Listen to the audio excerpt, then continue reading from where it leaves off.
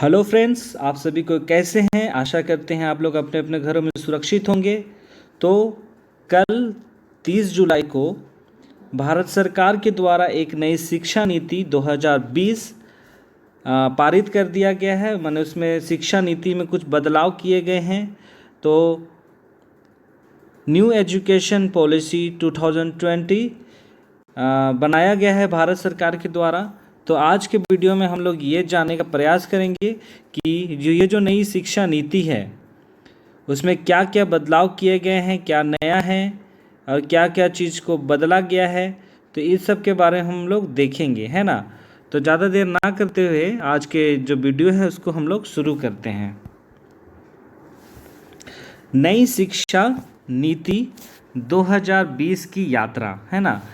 क्योंकि यह जो नई नीति जो बनाया गया है वो अचानक ही लागू नहीं किया गया, क्योंकि उसके पीछे बहुत सारे योजनाएं बनाई गई होंगी, है ना, समितियां बनाई गई होंगी, रिसर्च किया गया होगा, तब ये नया नीति शिक्षा नीति लागू किया गया। तो सबसे पहले हम लोग यहाँ देखते हैं कि 2014 में जो चुनाव हुए थे, है ना, 2014 में जब चुनाव हुआ था वो समय बीजेपी ने जनता के सामने ये भी बात रखा था कि अगर उनका सरकार बनता है तो एक वे नई शिक्षा नीति को लाने का प्रयास करेंगे, है ना। जो शिक्षा पद्धति है उसको बदलने का वो प्रयत्न करेंगे। वो 2014 में जब चुनाव स्टार्ट होने वाला था उस समय बीजेपी के द्वारा ये बातों को रखा गया था। लेकिन जब वो बीजेपी की सरकार बनती है और 2015 ईस्वी में वे एक नई समिति का गठन करते हैं, है ना। और जिसके अध्यक्ष को कौन रहते हैं, टी.एस. सुब्रमण्यम, है ना। टी.एस. सुब्रमण्यम वो अध्यक्ष रहते हैं। और ये इसके अगुवाई में, सुब्रमण्यम के अगुवाई में बहुत सारे रिसर्च किए गए शिक्षा पद्धति को लेके, हाँ, और एक डेटा भी तैयार किया गया। लेकिन उस डेटा में कुछ ना कुछ खामियां रहती है और उसको सरकार के द्वारा उन्हें स्वीकार नहीं किया जाता है ना। और इस समिति को क्या भंग कर देते हैं। और फिर उसके अगले साल ही 2016 ईस्वी में एक नई समिति का गठन करता है ना, भारत सरकार के द्वारा। और उस समय इस समिति के अध्यक्ष कौन रहते हैं, के कंसुरंजन रंजन, है ना, कसूरी रंजन, है ना, वो रहते हैं। और ये जो कसूरी रंजन जो हैं वो इसरो के भी प्रमुख रहते हैं, है ना। और वर्तमान में वे राजस्थान विश्वविद्यालय के कुलपति भी हैं, है ना। ये क्या प्रमुख के कसूरी रंजन। और इसी के अगुवाई में नई समिति बनती है। और इसी के अगुवाई में पूरे भारतवर्ष में रिसर्च होता है ना, पद्धति को लेके क्या बदलाव करना है, क्या नया लाना है, क्या कमियां हैं, उस सब को पूरा रिसर्च करते हैं। और इसी कमेटी के द्वारा जो डेटा बनाया जाता है उसी को भारत सरकार के द्वारा क्या किया जाता है, स्वीकार किया जाता है ना, स्वीकार कर लिया जाता है। और इसी डेटा को, इसी नई नीति को 30 जुलाई को, है ना, 30 जुलाई को अर्थात कल 2020 को क्या कर दिया जाता है, लागू तो नहीं किया गया है, बस उसे जनता के सामने ला दिया जाता है कि नई शिक्षा पद्धति इस तरह की होगी, है ना। तो आगे देखते हैं हम लोग। अब हम लोग यहाँ पे देखेंगे कि जो नई शिक्षा नीति बनी है उसमें कुछ प्रमुख बातों को, है ना, पहला हम लोग देखते हैं कि वो जो शिक्षा नीति जो बनी है ना, शिक्षा नीति जो बनी है वो 34 साल के बाद बनी है। अर्थात 34 साल के बाद, मतलब वो जो आखिरी जो बनी थी वो 1986 ईस्वी में बनी थी, है ना। 1986 ईस्वी के बाद जो शिक्षा नीति चल रही है वही शिक्षा नीति अभी तक चल रहा है ना। और ये 34 सालों के बाद बदला है ना। और इस जो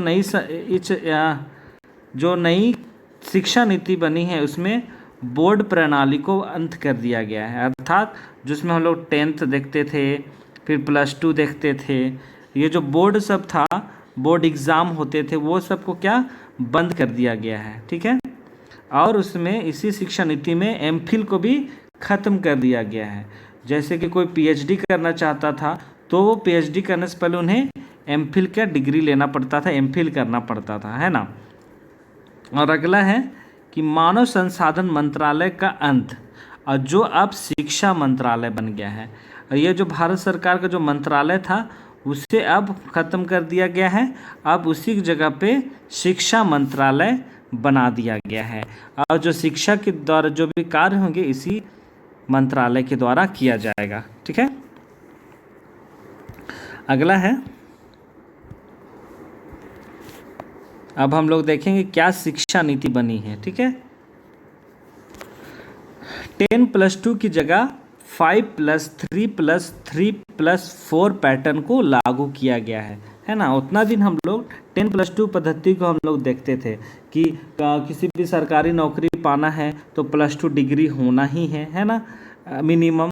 अब ये पद्धति को हटा दिया गया है, अब इसके जगह पे ये पैटर्न 5+3+3+4 पैटर्न को लाया गया है। अब हम लोगों को ये जानना है कि ये जो 5+3+3+4 जो है वो होता क्या है, क्योंकि बहुत लोग इसी में कन्फ्यूज़न में हैं कि ये होता क्या है। ठीक है, तो हम लोग शुरुआत करते हैं। सबसे पहले हम लोग ये जो 5 है, जो ये पैटर्न है, ये जो 5 है उसके बारे में क्या होता है। ठीक है, तो ये जो पहले 3 साल में बच्चे आंगनबाड़ी में शिक्षा लेंगे, है ना। पहले जो 3 साल होगा बच्चों का, जब वो एजुकेशन में शामिल होते हैं, उसका जो पहला 3 साल होगा वो आंगनबाड़ी में होगा, या फिर वे नर्सरी की कक्षा में पढ़ेंगे, है ना, नर्सरी में। फिर जब वो 3 साल हो जाएंगे फिर वे कक्षा 1 और 2 में शामिल किए जाएंगे, है ना, जहाँ पे बच्चों को मातृभाषा, स्थानीय भाषा और राष्ट्रीय भाषा में पढ़ाया जाएगा। ठीक है, और ये इसी को कि करते करते वो 5 साल हो जाएगा। ठीक है, और इसमें उम्र सीमा रखा गया है, इसमें उम्र सीमा इसमें रखा गया है 3 से 7 वर्ष के लिए बच्चों का, है ना।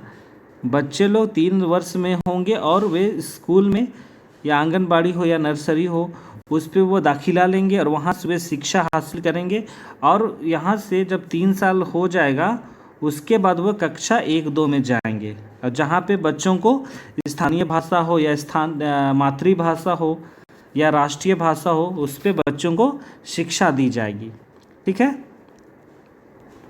अगला है 3, ये 3। ठीक है, उसमें क्या बोल रहा है कि इसमें कक्षा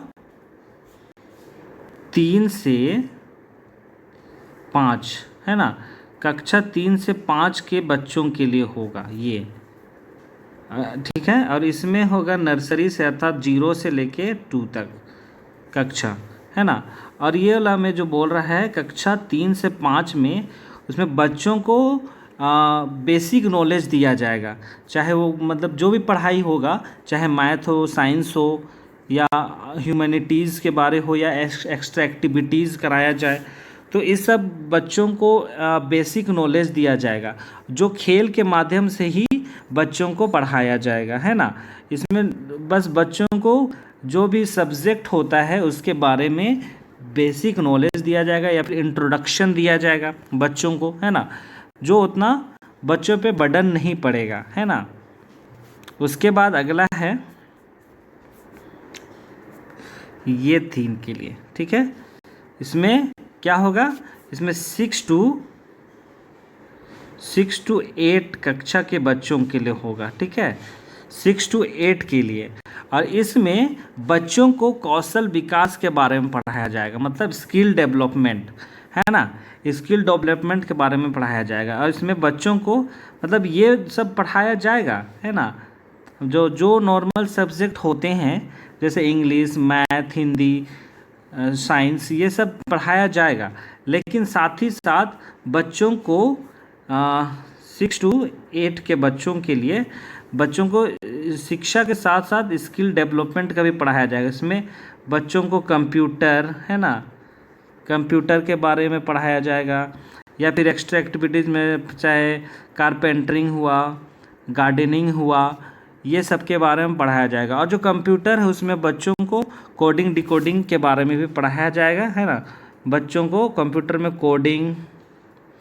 कोड के बारे, डिकोडिंग के बारे, ऐप नॉलेज है ना, ऐप का नॉलेज, मतलब किस तरह से बनाना है बच्चों को ऐप एप्लीकेशन, है ना। तो इस सब के बारे में भी मैंने पढ़ाया जाएगा 6 to 8 के बच्चों को। और इसमें ऐप डेवलप कैसे करना है ना, वेबसाइट कैसे बनाना है, मतलब इस सब के बारे में बच्चों को एक स्किल डेवलप कराया जाएगा 6 to 8 के बच्चों को, ठीक है। उसके बाद अगला जो 4 है, ये 4, उसमें बच्चों को विश्लेषणात्मक दृष्टिकोण और छात्रों की योग्यता पर निर्भर करता है उनका लक्ष्य का विकास।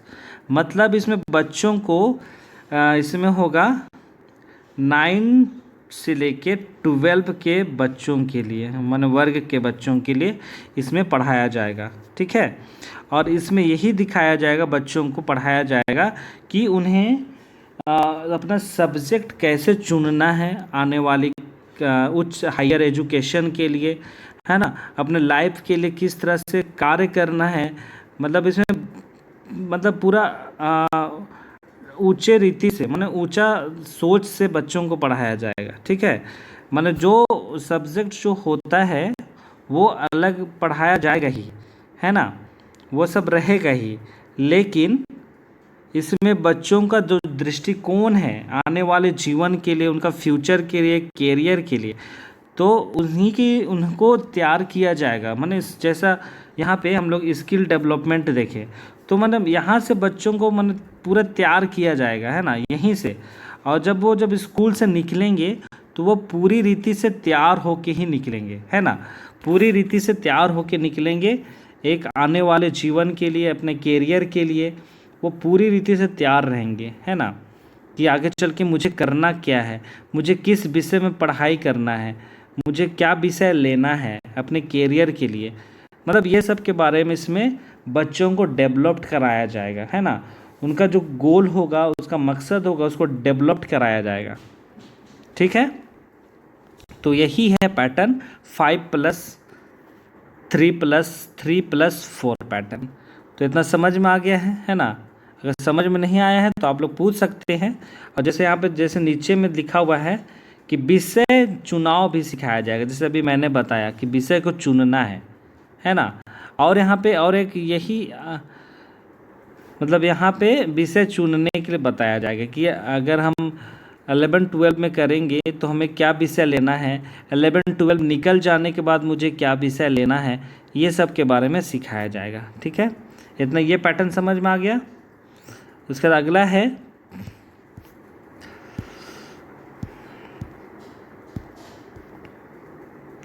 अगला है कि चुन सकेंगे मनपसंद विषय, है ना। तो इसमें क्या बोल रहा है कि स्ट्रीम प्रणाली को ख़त्म कर दिया गया है। जैसे अभी हम लोग, जैसे अभी जब 10+2 था तो उसमें हम लोग देखते थे कोई आर्ट्स ले रहा है, कोई कॉमर्स ले रहा है, कोई साइंस ले रहा है ना। तो ये चीज़ को अब पूरी रीति से समाप्त कर दिया गया है और इसमें यही फ़ायदा कर दिया है कि जी देखिए, ये आर्ट्स है, ये कॉमर्स है, ये साइंस है, ठीक है। तो इसमें ये प्रणाली को ख़त्म कर दिया गया है और इसमें यही कर दिया गया है कि जब बच्चे +2 में जाते हैं तो वो कुछ भी ले सकते हैं, आर्ट्स कॉमर्स साइंस भी ले सकते हैं, है ना। लेकिन जब वो ग्रेजुएशन जाते हैं, ठीक है, तो पहले क्या होता था कि आर्ट्स का बच्चा साइंस और कॉमर्स नहीं ले सकता है ना। और कॉमर्स का बच्चा मतलब ये सब को, कॉमर्स का बच्चा साइंस नहीं ले सकता है, साइंस, है ना, ये सब को नहीं ले सकता है। लेकिन अब क्या हो जाएगा कि चाहे वो आर्ट्स रहे, कॉमर्स रहे या साइंस रहे, वो कोई भी विषय ले सकता है। जैसे आर्ट्स का बच्चा साइंस से भी ग्रेजुएशन कर सकता है, साइंस का बच्चा आर्ट्स भी ले सकता है, कॉमर्स भी ले सकता है, कॉमर्स का बच्चा मतलब कुछ भी ले सकता है। अगर वो बायोलॉजी से मान लो वो हिस्ट्री से ग्रेजुएशन कर रहा है, लेकिन वो बाद में चाहेगा, वो मतलब ये +2 किया है, मतलब आर्ट्स से किया है, और वो आगे चल के वो बायोलॉजी से भी ग्रेजुएशन कर सकता है, मतलब वो साइंस स्ट्रीम से भी वो पढ़ाई कर सकता है निकल के, मतलब वहाँ पे वो अपना विषय को चेंज कर सकता है। ठीक है, समझ में आ गया। आगे देखेंगे उच्च शिक्षा में क्या क्या बदलाव किए गए हैं। यहाँ पे है पहला में कि एमफिल नहीं होगा बल्कि एमए के छात्र अब सीधे पीएचडी कर सकेंगे।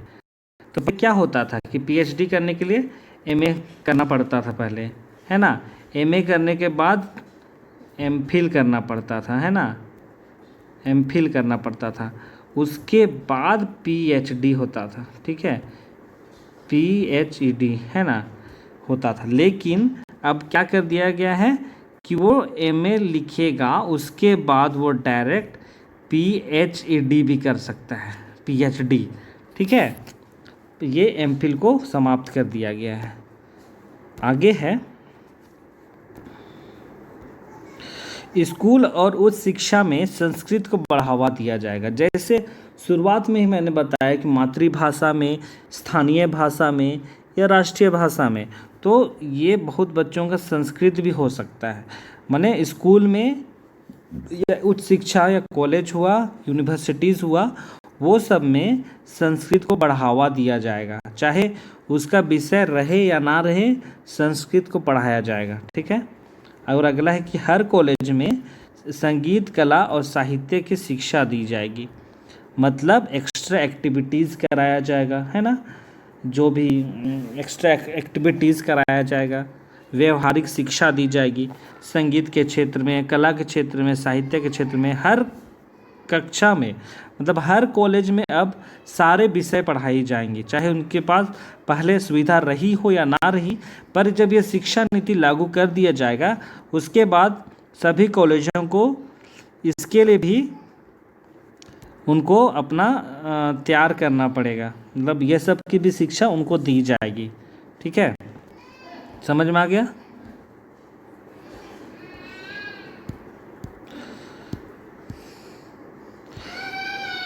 और एक चीज़ है यहाँ पे बताना मैं चाहूँगा कि जैसे ग्रेजुएशन में होता था कि अगर कोई बच्चा फर्स्ट, मतलब 3 साल का होता है ग्रेजुएशन, है ना, सेकेंड ईयर, थर्ड ईयर, है ना, पार्ट 1, पार्ट 2, पार्ट 3 ऐसा होता है।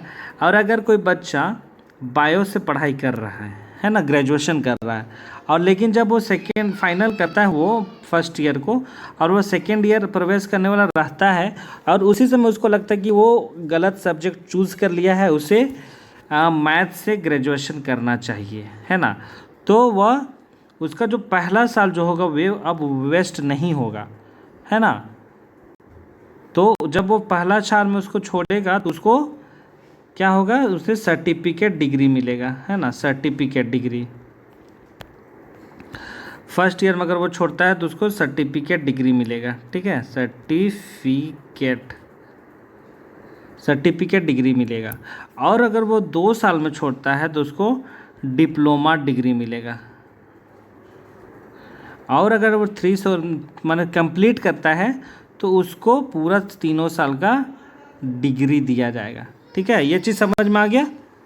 तो ये चीज़ बदलाव किए गए हैं, लेकिन अभी ये जो शिक्षा नीति है वो अभी लागू नहीं किया गया है। अभी बस इस पर बहुत अभी बदलाव भी हो सकते हैं। तो अभी आप लोगों से मतलब सुझाव भी मांगा गया है कि ये शिक्षा नीति कैसा है, इसमें कोई बदलाव करना है या नहीं करना है। तो इसको अगले साल या फिर 1.5 साल 2 साल लग सकते हैं इसको लागू होने में, है ना। तो ये चीज़ को आप लोगों को ध्यान देना है। ठीक है, तो अगर कुछ भी चीज़ समझ में नहीं आता है तो आप लोग ज़रूर पूछिए। अगर मेरे नज़र से अगर देखा जाए तो यह स्कूलिंग का जो शिक्षा नीति है वो अच्छा है, पर जब हायर एजुकेशन जो आता है उसके बाद मुझे थोड़ा सही नहीं लगा, है ना। फिर भी आप लोग फिर भी इसमें देखिए, समझिए और भारत सरकार को ज़रूर सुझाव दीजिए। ठीक है, तो आज के लिए इतना ही। जो भी अगर कुछ समझ में नहीं आया हो तो आप लोग ज़रूर पूछिए। ठीक है, तो आज के क्लास को यहीं पे समाप्त करते हैं। तो आप लोग बने रहिए जेके स्टडी के साथ। चैनल को सब्सक्राइब कीजिए, वीडियो को शेयर कीजिए, वीडियो को लाइक कीजिए। ठीक है, तो हम लोग आज के क्लास को यहीं पे समाप्त करते हैं। बहुत बहुत धन्यवाद।